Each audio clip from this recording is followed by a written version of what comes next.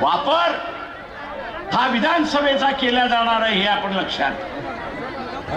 याच पद्धतीने एससी आणि एसटीच्या संदर्भात सुद्धा सुप्रीम कोर्टाचा निर्णय आला, वर्गीकरणाचा निर्णय आला आणि त्याच्याबरोबर क्रीमी लेअरचा सुद्धा निर्णय आला. या क्रीमी लेअरच्या निर्णयाच्या संदर्भात सुप्रीम कोर्ट असं म्हणतंय, एखाद्या कुटुंबाने आरक्षणाचा लाभ घेतला असेल, एखाद्या कुटुंबाने आरक्षणाचा लाभ घेतला असेल तर ते कुटुंब क्रीमी लेअर मध्ये येतं.